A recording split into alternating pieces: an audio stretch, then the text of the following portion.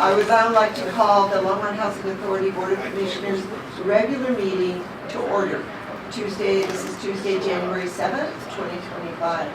Can we have a roll call, please? You want to start with?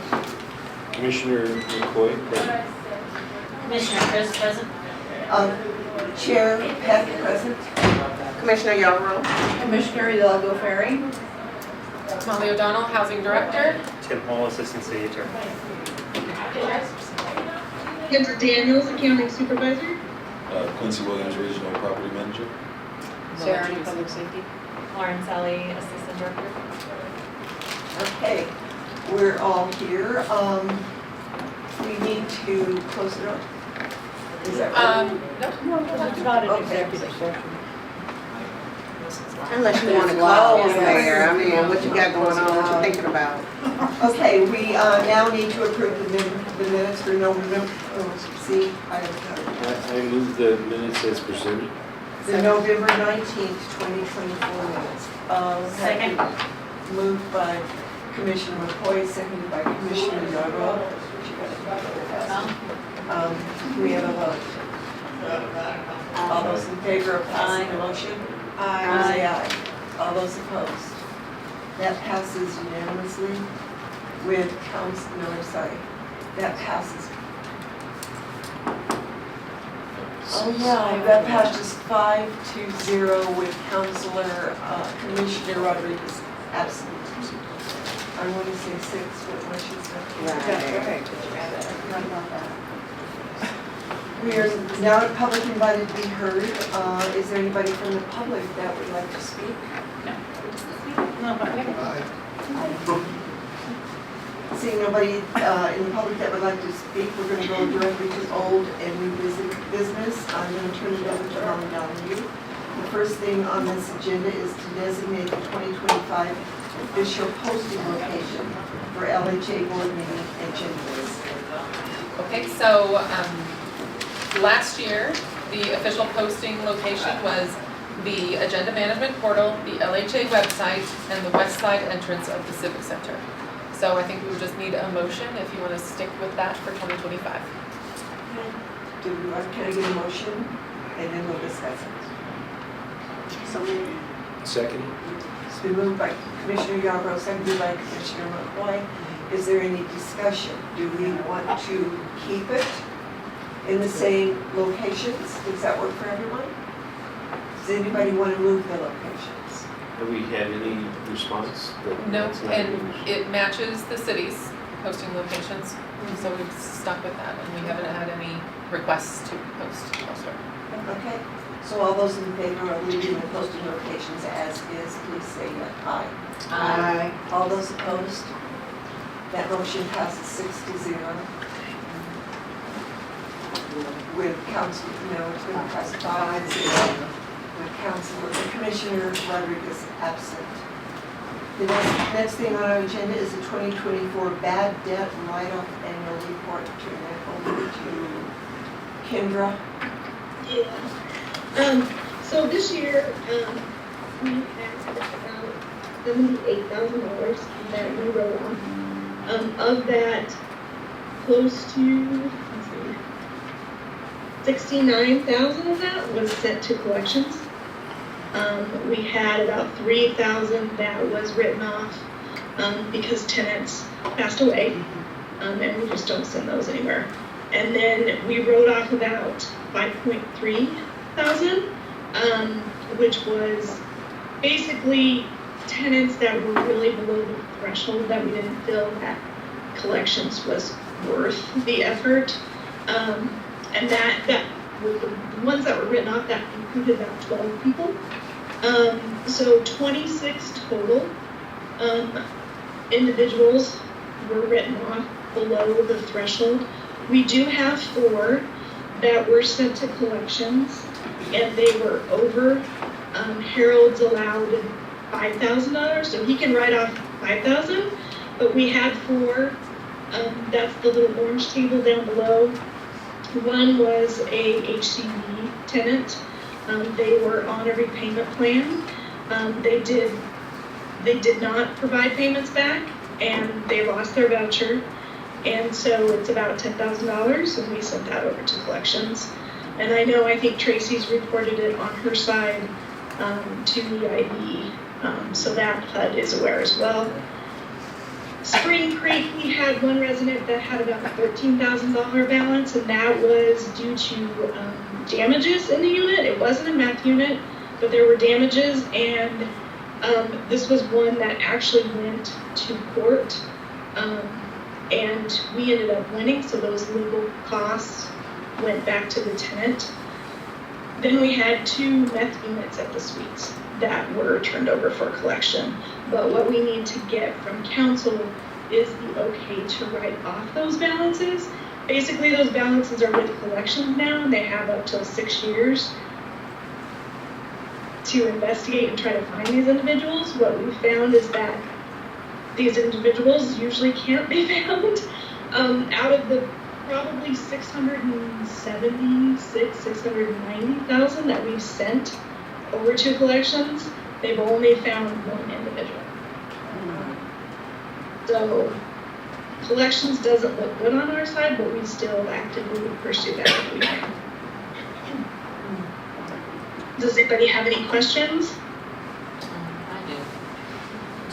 Do you keep information, Kendra, about the individuals that you're writing off? So if anyone requests, ask for a reference or something, you can say there was a write-off with that individual. Yeah, so technically what we were finding is they weren't putting the items on the ledgers. So then tenants could come back and there was no reference of anything ever being written off. So yes, if you pull up that tenant or if they try to apply, it's going to show them in our system, and we'll be able to see that, yes, they were sent to collections, they had a balance, we never were paid, so there is that backup documentation now. Okay, great. As far as the repayment, how long does it usually take HUD to get them in the system to where, because my fear is them going out and then porting back in with a different family member or something like that, or, before I know their voucher is taken with us, but it's gone, but if HUD doesn't have that information and with all the things that's going on, how long does it really take for them to say, oh, this person cannot apply for Section 8 or, anything like that? I think actually Tracy submits to EIB on a monthly basis. So she should be submitting that cost in an EIB. It's something that downloads from Yardi and then she uploads it into EIB. And then there's a spot where she can let them know that they owe a balance. And so it should be immediate because they've monitored that EIB system against HUD's vouchers pretty good. In fact, they'll even let us know when our system kind of differs from EIB. So with the repayment plan, I'm sorry to keep going on with this. I'm just trying to figure out how can we prevent this? $10,000. This is not damage. It's not a meth unit. That's a lot for someone for income verification that fraudly. It is a lot. You know what I'm saying? So, is there anything that you all have talked about? How can we prevent this happening again with the repayment plan? Once we find out this person income verification was false, and I know we want to keep them housed. That's very, very important. We want to keep them housed. But what can we prevent from them, this happening again? Because like I said, $10,000, that's a lot of money that they owe, and it's not damaging the property. It's money that they actually owe because they were living rent-free, not paying that money. So what can we do to prevent that? So I would have to talk to Tracy on her side. So, technically you only do a recertification on an annual basis. Right. And that's usually when you go back out to EIB to see if there's any anomalies. That's when you get bank statements again that'll show the anomalies. I do know they were not actively using EIB before the city came on board and before Tracy became involved. So a lot of fraud payments and repayment plans weren't made. And so now that we're practicing using that system to know what income people have and validating on their bank statements, because sometimes it doesn't catch an EID if you're getting payments through Venmo or those cash apps. And so then the HCD specialists have to question and say, hey, what is this money? And if they can't provide the documentation, they have to count it as income. So I think there are thresholds, but within a year, anybody could be defrauding and have 10,000 easily if they're not actually coming in and telling us that they have new income. I mean, they come in definitely if they lose it, but you see it more rarely if they get more. I would also say this is more of an anomaly than the norm. We do find fraud rather frequently. It's usually small dollar values, and we do a repayment plan, and it often gets caught up. So this is more that we do find. Sometimes it's fraud, and sometimes it's only part of their income that we're looking at. Sometimes it is a bigger deal, not as often, certainly.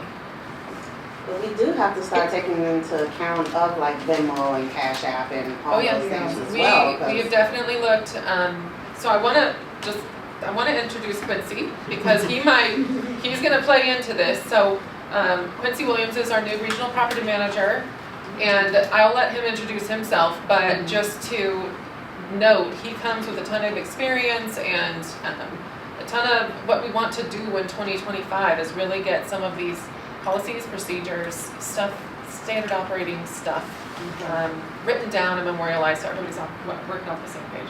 So if you don't mind for a moment, if we could introduce Quincy. We could do it later, but it makes sense. So yeah, I took the position 4 weeks ago. I'm very excited to be working with Longmont.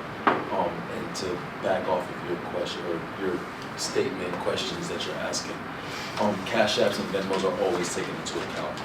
Most of the time they don't get brought into play because that's not the main focus of the income where it's coming from, but it always does. So typically, if you are to find fraud in a resident who's doing something like that, it's found pretty quickly. The recertifications are done yearly. If your income does change in the middle of the year, we do annuals in the middle of the year, IRs, annual research. So as far as this resident here who has $10,000 of money that isn't paid, I know that it can be found a lot quicker than letting it drag out. So just paying attention to it, making sure all the properties are up to par, which we're doing now. I know there are a couple properties now that we're trying to get cleaned up, which we really have plans to get the research back on track so we can get those subsidy funding. So Well, I would also say with this particular one, and most of them know that they are going to lose their voucher. If they don't abide by the repayment plan, they're going to eventually lose their voucher. So a lot of them do actually make their monthly payments or come back in and let us know if they're struggling and if they need to work out a monthly payment. But this one was obviously making a lot of money and didn't care if they lost their voucher and decided not to repay. And Longmont is special as well because you venture out to other property management groups, which I've said millions of times already within the last couple of weeks. You don't get as much leeway that you get with Longmont outside at other entities. You get caught, there is no such thing as a repayment. Right. Once you get caught, you're done, your voucher's gone forever. So for us to be able to extend that hand is something in itself. So we'll pay attention to that. Yeah, I was just wondering how can we prevent, I know this is not typical, but 10,000 is a lot of money. And so for me, it would be nice when someone is on a repayment plan for this amount of money that we do 3 months, come back and let's recertify or look back into it and see where they are, what they're doing, if they're paying on time. I don't know if that has to, it has to be the HUD or a policy with us or what. But I think when it's a certain amount of money, I think we need to revisit that every 3 months when it's that amount of, that large lump sum. When it's, $700, that's different, or $1,000, that's different. Yeah, and accounting does this on a monthly basis. Heather sends it over to Tracy to let her know who's paying and who's not paying, and Tracy takes it from there to notify the tenants and give them a demand, and if they can't, if they sometimes, and the problem is that it's kind of a never vicious cycle, right? You go a repayment plan, and then they have to do another demand, and then they have to have the opportunity to come in and dispute it, and Right. so you have this this cycle that you always have to go through first. Yeah. So it does. They do get it on a monthly basis, and we're starting to have to make calls, and we may have to make tougher calls, like Quincy was mentioning, because we are in a HAPS or shortfall right now, and we may just have, if they're not repaying, that may have to be the first piece that gets those vouchers that get taken away. Sure, go ahead. Okay, how long have we been in the practice of offering a repayment plan? We've been doing this, we've had it in place since we came in. I don't know if we had all of the financial data organized to know exactly who and what and how much for at least while we were getting all the accounting set up in 2021 or so. Okay. But since then, we did our bad debt write-off policy, brought that to you all 2 years ago, where we established the practice, and we have the thresholds where Harold makes the approvals versus we bring it to you all to approve. So certainly since 2022, then I'd say. Okay, and I was just wondering if this is this an incentive? Have you found that rather than people just walking away, are they really making attempts to work with you? And because as you were mentioning, other communities don't really have this option Well, or leeway. because typically, I know with other private entities, you can just write it off. Yeah, Claim yeah, it and in we taxes, can, yeah. we'll call it a thing, but with Uh-huh. the city, it's a little bit more different. And then it's also accountability on the property manager's end too, to make sure that we're constantly checking in with these voucher holders before it even gets to Kendra and Tracy. If we're doing a better job, which I'm striving that we do, we're hoping to communicate Cool, yeah. a lot better than we have in the past to be able to find this, because obviously. I also think that when we find it early and the amount is not as insurmountable, the residents are more willing to work with us. But if it gets if it's very late and a big amount, then it is overwhelming, and maybe it's just a hands in the air situation. Yeah. So that is something that we're mostly checks and everything. We haven't run metrics on that, but I would expect that helps at least in that way by finding it earlier. And that $10,000, that person knows how to play the game. They know that's an anomaly. that's not something that you see often, even every couple of years. Whoever did that, they've done this several times, but this time they just got caught. So it's not something that you consistently see. How did that person get a voucher? The same way everyone is able to. You get on the lottery, you get lucky, you get a placement, and then you do your income checks, and we look for everything that we can see. Later on, something might hit your bank account that we didn't see at that point in time. Okay. All right, are there any more questions? I'm just glad that you all got that system. Yeah. Seriously. I know it was a lot, but huge difference with the data. Yeah. Thank you, Kendra. Thanks. So now we're a resolution. Resolution Oh, LHA. I should say, do you guys approve that the 4 individuals that have over $10,000 balance, you approve the write-off on that? So we need to make a motion to, do I have a motion to approve the write-off for the 10,000, there are 4 write-offs. There are 4, yeah. Yeah. They're just more than that, Yeah. Harold can write it. Yeah. So there, it is the Housing Choice Voucher Repayment Plan, Spring Creek, Suites Apartments, and another one for the Suites Apartments, which are the 2-bed units. So do I have a motion to write off, to give approval to write off this debt? $46,875. You're gonna be able to get it anyway? Collections comes through. I need a motion. I'll move to approve this report for the 2024 bad debt write-off. Second. It's been moved by Commissioner Hidalgo-Ferry, seconded by Commissioner Chris. Is there any more discussion about the motion? Seeing none, let's vote. All those in favor? A little louder. Aye. Aye. Aye. All those opposed? That passes 6-0, 5-0, with Commissioner Rodriguez absent. And now we are at the resolution LHA 2025-01. This is to establish a policy on approval of intergovernmental agreements. Turn it over to Molly. Okay, so this is something we are proposing for the Housing Authority.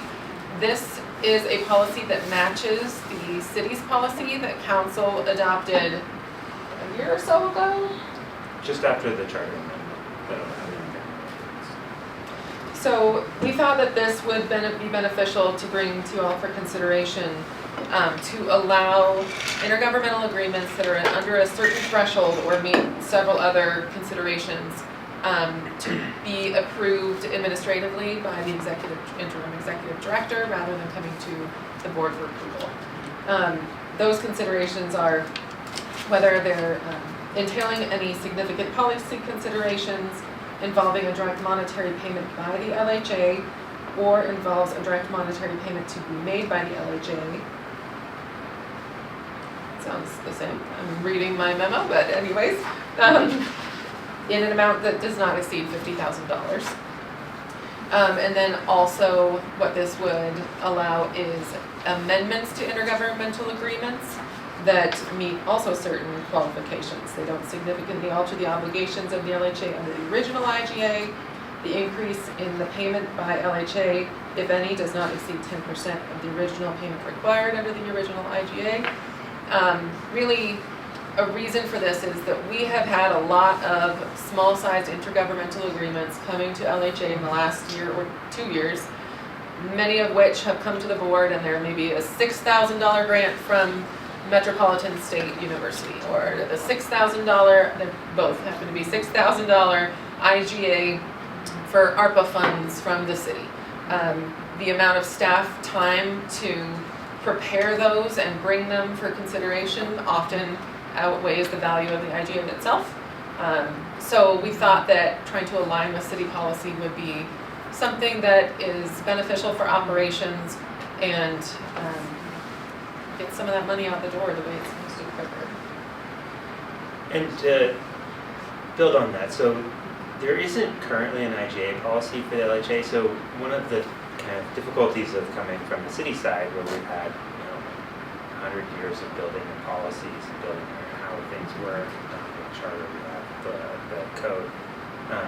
LHA doesn't have that, right? We have the bylaws, we have little bits here and there, resolutions as we go. And I think one of the things I would like to do as we move forward is get stronger policies. Mm-hmm. So when someone says, who can sign this, Tim? I can say, this is an IGA. The LHA's IGA policy is matches the city. And so if the LHA isn't spending money, there's not a real serious policy consideration. That could be a Herald sign. Right now, Herald's authorization of signatory authority probably includes a lot of the the IGAs, but I think none of us felt comfortable sending an intergovernmental agreement to just Herald without them getting board approval. And so this sets a formal policy. And just to clarify a little bit on the amendments to IGAs, it's if the IGA originally had to get approved by the board, then the amendment can be approved administratively. It's just a little tiny, and that's how the city works as well. So if the first one had to go to the city council, the second, the amendment, if you just change the dates or something, we don't have to send that all the way back to city council. Same thing with this amendment policy.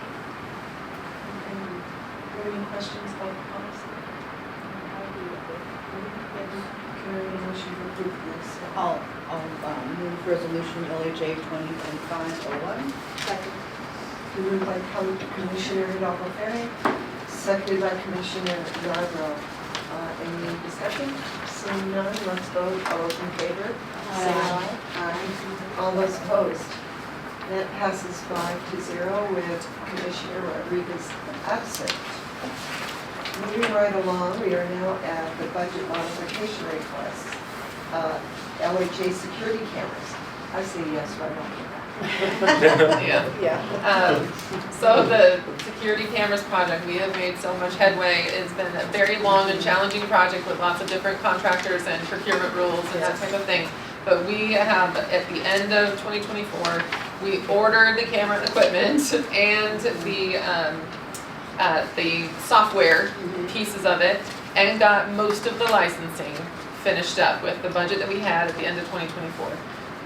So those should be getting installed here hopefully soon. Sarah might be able to tell us later, and public safety, we could just skip to that part now. If you have any updates from them on timing, No. we're waiting no. for the cameras to get delivered Right. first.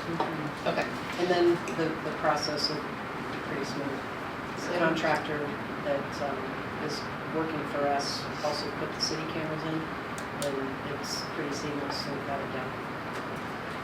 So the cost did rise as we really fine-tuned the entire scope up until the very end. And so right now we do have a $44,000 gap, which is partially just our licensing for the ongoing, for a 5-year period, and then the finish up of the install at the suites. We got that partially funded. But we really would like to be able to accomplish those all together. It would be the economy of scale would make a lot of sense. So on the city side, the federal ARPA funds. So remember those two buckets, federal ARPA and ARPA interest earnings. On the federal side, this is one of those projects slated to swoop up if federal funding gets released from some other program that has finished up what they're doing or couldn't use it. And so that money is available immediately, and we would just have to work through getting the IGA amendment done to get that added on. So this part of this budget request is to approve this budget modification so that we can just pull the trigger with the contractor since he's sitting and waiting and ready, and then we will have that funding source coming in within the next month. And then the second half of it is the install at the suites that is partially funded. We have about a $15,000 gap remaining on that, and due to the nature and the critical nature of getting those cameras up at the suites, what Harold suggested is asking for a budget modification to allow that to come out of LHA's general fund balance, which we do have a balance available, with the intent to seek out grant funds that we think are very promising in the first quarter of 2025. It's not fully available quite yet, however, but due to that critical nature, we wanted to get this one done as well and not have it sit and wait. So that is the request tonight for a budget amendment of $44,902.48 to allow us to finish up those contracts and get the cameras installed. Can I ask where the $242,191 you said in grant funding? What kind of a grant funding that? About $82,000 of that was CDBG funding from the suites, and then the rest of it was a combination of ARPA and ARPA interest earnings. Okay, great. So I have a question. And I know I'm saying just $15,877 compared to the repayment plan of $10,000. I'm sorry, I'll let it go. I'll let it go. That's that guy. Right? Who was it? Who was that person? So, do we have enough in the general fund if winter showed itself this last couple of days and pipes burst and, things like that happened at any of the other locations? I just want to make sure that, and I understand that probably some grants have already been, written and things like that to cover this. But in case of emergency, do we have enough in that fund to cover emergencies? That's my only question and concern. A reserve fund? So each property does have a reserve fund. Kendra can give maybe an idea of what a reserve fund, like a balance of that looks like on a sample property. Well, it's different for every property. Right. Depending on when they start and what they set up. So like the suites set up 2 different reserves. We have 2 different reserves for the suites. Most of the other properties have one. And then they also have an operating reserve. So we do try to monitor on an annual basis, because you could have a pipe freeze and it doesn't actually really cost that much. We also have insurance. So in that type of scenario, if it's over $5,000, which is what our deductible is, we would put an insurance claim in for that. That type of situation. If you're just trying to replace that, we try to look if it's in the available budget for this year, and if not, then we go to the reserves. So a lot of the times it's a gamble every single month, and even all the way till the end of the year to see what's available and what we actually have to pull from reserves. I try not to pull from reserves because you don't put very much in that in a year. So if we don't need it and we have budget savings, we go there first. So we have a minimum Yes. of 15,000 in each of the reserves for each property? Yes, oh, absolutely. Okay. So most of the reserves require, they start at about 300 per unit per year. And then every year is like a 3% increase. Some of them, which I think was a bad setup, they do the increase, they do it like every 5 years. So that doesn't really build it up as much as you need it to build it up if you're not doing it yearly, and that's like our smaller properties that have less units. But yeah, it grows, and the suites actually has 2 separate reserves that they set up, so it's even more replenished, which we need it there. We certainly try and use that, save that for emergencies though, not like a new capital project like this.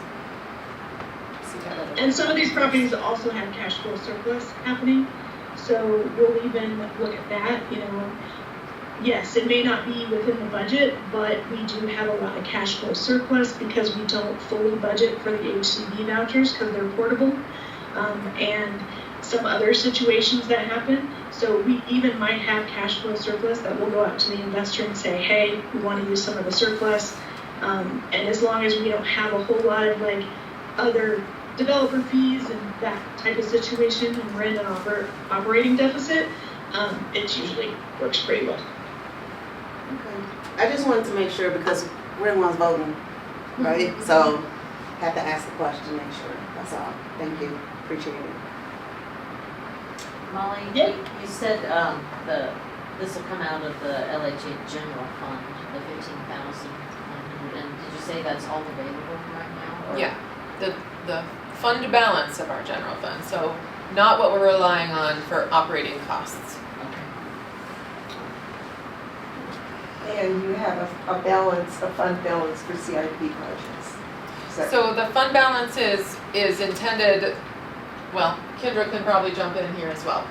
It's not slated for CIP projects, but in cases such as this where we are quite confident that we can backfill it, we'd rather not use it for capital projects. Okay. It's supposed to be, in the future, what we'd like it to be is we can pull off from that for seed money for new developments to get something started. That's the idea with that. Right now, we're just trying to build the fund balance to be super stable. Great. Okay. Any more questions about that? So you need a motion? I move that we authorize making the budget amendment. Second. Been moved by Commissioner McCoy and seconded by Commissioner Fidel-Ferring to make the, what did you say, the amendment? The budget modification request for the security cameras. Thank you. All those in favor say aye. Aye. All those opposed. That passes 5-0, Commissioner Rodriguez is absent. We're now moving on to the LHA accessibility project. I apologize, commissioners, we can remove this from this one. This was added on, but then the IGA amendment item will probably take care of this one because it's so small. Oh, okay, great. Yep. So we're going to remove the LHA accessibility project. We can. And I'm assuming, Molly, since Harold is not here, you're going to do the interim executive director report? I am. All right, let's development updates. So the first update that I wanted to do, not the development specifically, but we all welcomed Quincy and talking about our staffing at LHA. We are very close to being fully staffed up at all of the Good. properties, and then elsewhere we have been for some time. So on the operations side, we are really looking forward to 2025 and having things, the theme is healthy and stable and fully staffed. So everybody can take a breath. Yes, a breath and just kind of Or vacation. settle and have, you know, looking at the stuff that we have wanted to fix for a long time, but have been operating in go time mode for a while. Mhm. So that's, and I think staffing is so critical to that. So that's the big thing for 2025 for us. Great. Other ways on developments, we have also entered kind of a quiet settle period where we are closing out Village on Main, making sure everything is tied up with a ribbon and looking good there. And then Ascent is still obviously ongoing. We have construction underway, but we were able to get through that closing process, get everything kind of organized for construction. And then 2025 we'll be gearing up for, on the operational side, to get it leased up for what should be about January 2026 opening. So getting everything really ready to rock for that. We are looking to what is coming in 2025. So we've mentioned we are starting to look for a consultant that can help us check out the 202 exit program for the Hearthstone and Lodge to kind of refinance that into a different setup that gives us some more power over that budget. So we are getting started on that.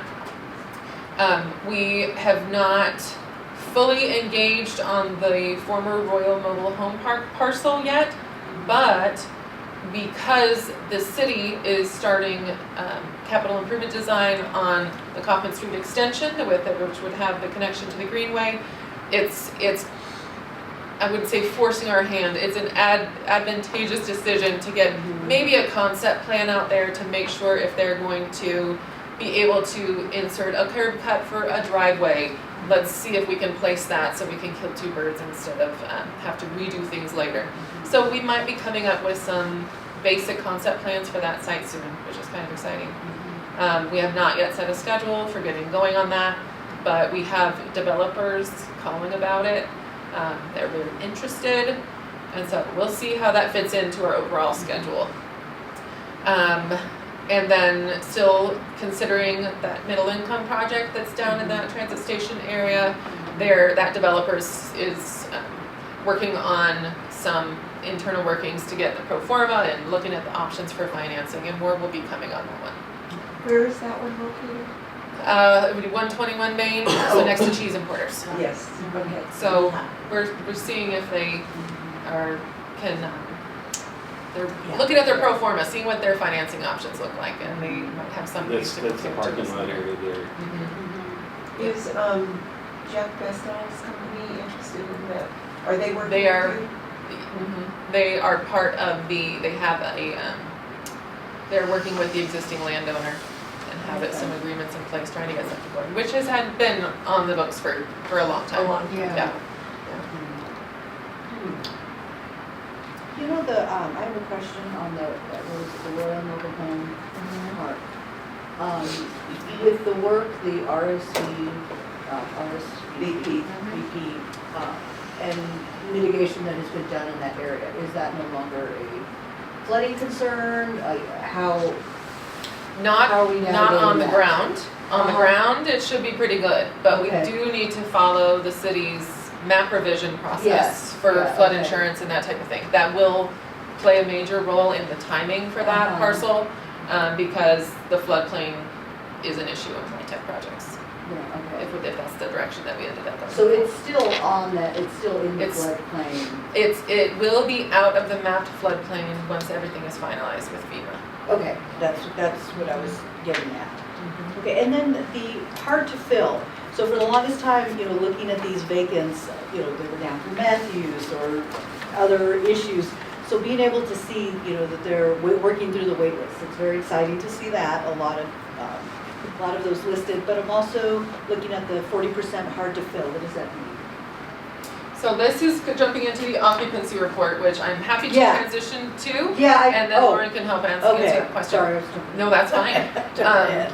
I just want to make sure we Yeah. can dive in. Is there is there that could tie into development questions, so it's, Right. yeah, that makes sense. Would you like to dig into the occupancy report or have Absolutely. other questions? Did you have other development stuff that you wanted to present? That was really the update for now. And, yeah, yes, we're ready for the development plan. Yep, that's perfect. I know. Well, she saw that we got rid of the accessibility projects. Yes. Yeah. Let's just move on. Let's move on, yeah. Let me see if I can pull up those units that we already, just for more information on which term that's up. It is all over in Spring Creek, Oh, where it says 40% AMI, Yeah. it's hard to fill.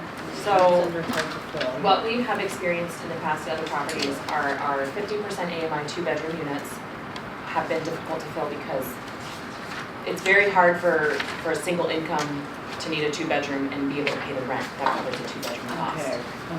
What we're seeing now is that we're actually getting to the end of our wait list on Fall River and Spring Creek and might be needing to open those up or generate some more interest in those. The units that are the 40%, they are 1-bedrooms at least, they're not 2-bedrooms. But they're just, the people that they're calling on the wait list either have moved on or they don't make enough money or they don't make 2 times the rent. And sometimes that can prevent people from moving in. For us, it's important to make sure that someone can financially pay the rent because you don't want to put someone in a unit where it's a stretch and they're rent Yeah. burdened. That's like the opposite of what we're trying to accomplish. Yes, yeah. So finding tenants, potential tenants who meet the financial requirements and have the 2 times the rent have been hard for those couple 40% units, for those 2 properties specifically. We don't have a centralized wait list. Each property has its own, so that's why we might have people on a wait list for a different property where we're able to fill those units. They're not all on the same wait lists.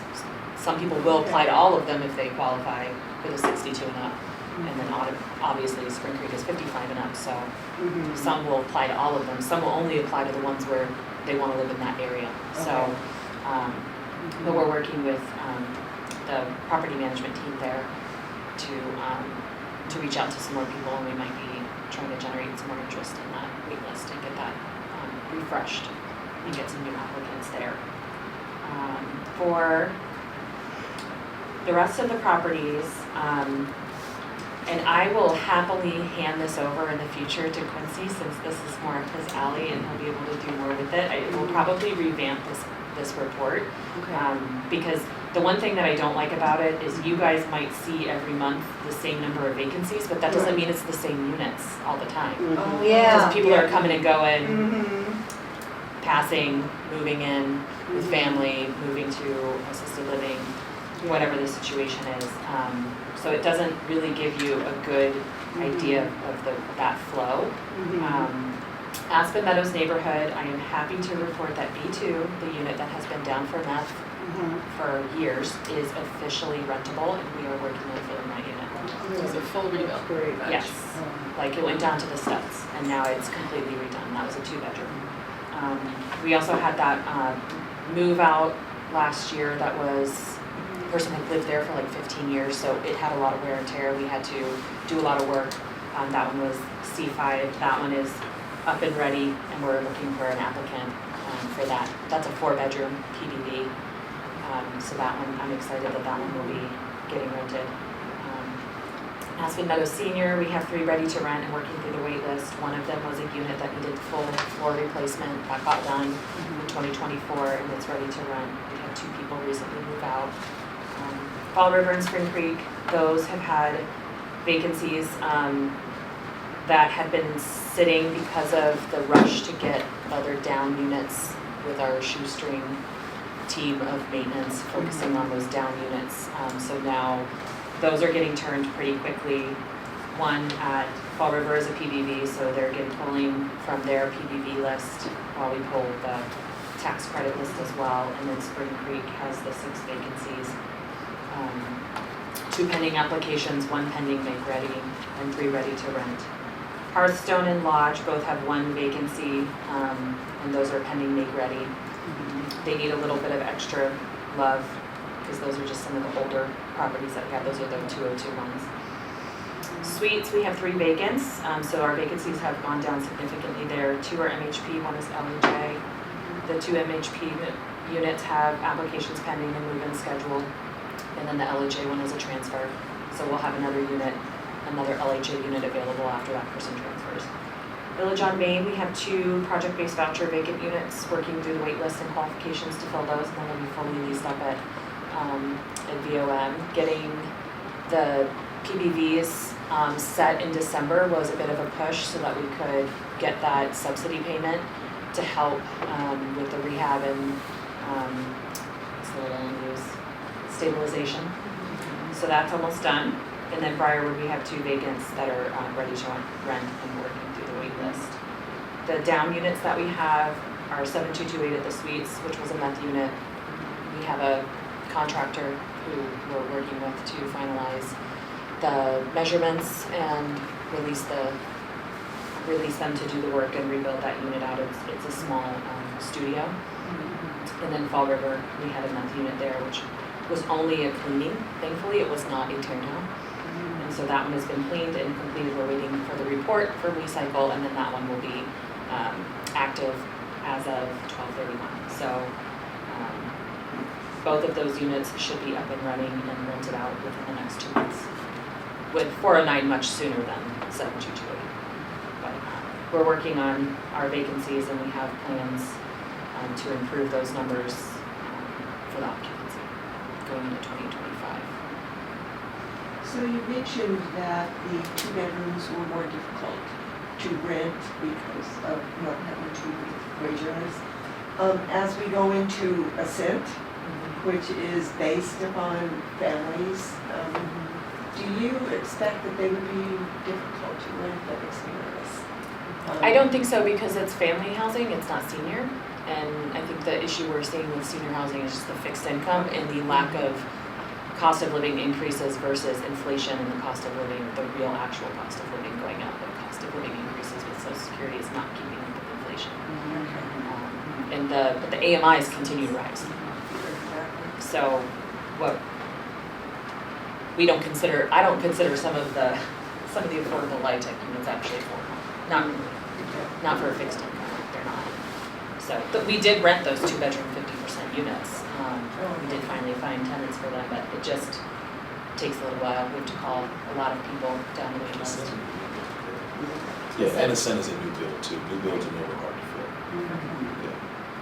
Quincy, did you find the same data really where you worked before, that for older? Yeah, if it's a senior property, yeah, just like Lauren said, the income is fixed, so you can't do anything with that. And then on top of it, yes, seniors typically tend to have more assets that they could liquefy, but once you start liquefying those assets, you're over income, and then you can't qualify there at all. So it's a hard median to find when it comes to filling senior property. So yeah. When it comes to senior properties, does it have to be family members that live with them, or are they allowed to share, share a 2-bedroom? It depends on the programming. Right.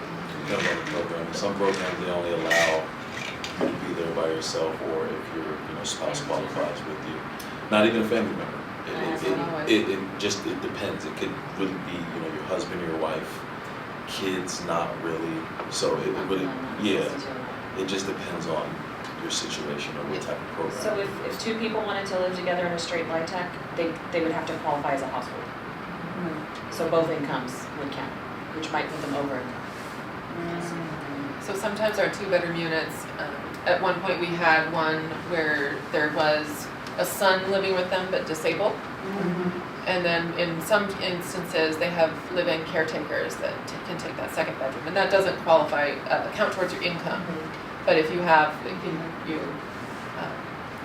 can show all the backup documentation that that's what the purpose is, then that is the way that happens as well. Okay. So I have a legal question. Quincy mentioned that when they liquefy their assets and they're over the income to being able to live in the units or qualify. Is there any plan to be able to transfer those assets to an LHA property. So that they don't become, Are you talking about maybe, so one concept that you might be thinking of is like a special needs trust, that you can put those assets into a trust that still allows you to have the income qualifications. I know that there, well, Certainly not under the, like, you couldn't transfer to the LHA or LHDC as trustee for those. We wouldn't do, we have no program for that, and I can't think of the mechanism off the top of my head. okay, I was just thinking, I don't think you would want to do that. well, You don't want family members coming down the line saying, you know, my mama, my grandmother was this and that, and you took their assets and. No, without much further research, I wouldn't recommend any route like that. But there might be, and with the caveat that I don't do estate planning, I think there are some sort of trust mechanisms, particularly for around senior health care that people use as a vehicle to still have their assets, but put them into a trust. And there's rules guiding that, like especially under Hotman now, that if you have a trust that you are in full control over, you can liquidate the funds anytime, then that counts against you more so than if you have a trust set up that other people can access and give you money, then it would just be the money that you actually receive as income. And just to clarify, once you're in a tax credit property, if there's no other subsidy that has other rules, and you go over your income, and you go over the AMI limit, we don't ask them to leave. oh, you don't? No, it is straight tax credit property, so as long as you qualify when you moved in, Okay, and you continue to recertify every year, up to 140% AMI. At that point, other rules kick in, next available unit. Yeah, that next kind of available thing. unit will kick in, but that still doesn't ask them to leave. It just, Right. That just changes the requirements. And we are all 100% affordable, Yeah, and so next so we don't available have unit doesn't that. actually have to practice. So And this is But not that's- something we hit with senior population. Right, their income does not go up that Doesn't go up much. that much, the, yeah. one of the particular difficulties that the LHA properties has is sometimes layering of different restrictions. So we talk about the LIHTC program and the LIHTC requirements. Those are the ones that are most well known and pervasive. But sometimes you layer on cities IH restrictions, or you layer Home on restrictions. home restrictions. Different their own will carry their own restrictions with them, or just vouchers. You know, you might lose your voucher because you're going over income, but you might not get kicked out of your LIHTC unit. But sometimes that's the same thing. You just go up, the rent would just raise to market. It just goes You'll up. be paying 2,000 instead of 400, so, and that's when you go into debt collection because you because you can't can afford afford it. Uh, Probably more of a problem you see on like the general population affordable housing rather than Or mixed income. housing. Okay. We don't need any, this is just information, right? This We is don't just need- information. Yeah. Okay. Yep. All right, so we had the development updates and update on where occupancy report, we had that. That property updates, things are going relatively smooth on all the properties. The one update I would say is most important for you guys to be aware of is that in 2025, we have switched to a quarterly coffee and conversations schedule. So we are not meeting monthly anymore. What we found over the last year is that there was not much to talk about. Yeah. And we would try to schedule, you know, organizations to come in and talk, and I think a lot of tenants were like, we know, we've seen this. So we were spending money every month to feed and, you know, caffeinate the residents, which is always nice to get together, but we didn't have anything, we didn't often have meaningful topics to talk about. Okay. So we switched to the quarterly with the plan that they will be more robust, more informative. If there's anything that we need to communicate to tenants in the interim, we can do so through notices and posting. We're also going to start revamping and pushing our newsletter that we send out through Scott with the comms team. So we'll be focusing more on that to get people notified of what's happening around the properties. I think the monthly ones absolutely were beneficial and served a Right. purpose at a period of time Yes. where there was a lot Yep. of change Yes. and there was a lot of just questions from residents, and I think things have really stabilized on that side since in the last year. Actually, we're gonna keep the monthly at the suites. At the suites, we'll keep monthly, just because of the unit turnover and the population and just the constant, it's good for everyone to check in. And we're gonna do the same thing at Zinnia, but for the other properties, the non-PSH, we're just gonna do quarterly. City is pretty new also, so getting some kind of consistency there would be a great idea. Yep. But I can see where the suites, hopefully you cut down on the gossip. It'll never end. But in that case, sometimes, depending on the gossip, but getting everybody in the room to talk to each other, it's still community building, so. Sounds like Thanksgiving families. Okay, we are now at public health and safety updates. All right, well, the calls for service might seem a little high, but not really, just because we skipped December. The suites, we had 35 calls, mostly civil and welfare checks. That doesn't include court calls at all, so people actually calling that live there, or neighbors calling. The neighborhood, Aspen neighborhood, being there 4 calls. Senior, Aspen part of the community had 3.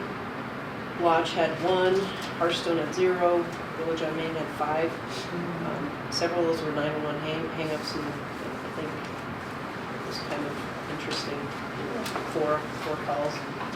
So, Briarwood had 0, Fall River had 4, Spring Creek had 5, and Zinnia had, I'm not counting some of the other calls because it's assists and stuff like that, I don't count, but they had 23. So, and their calls were all over the map, like an assault, a disturbance. There wasn't a rhyme or reason with any of them, so.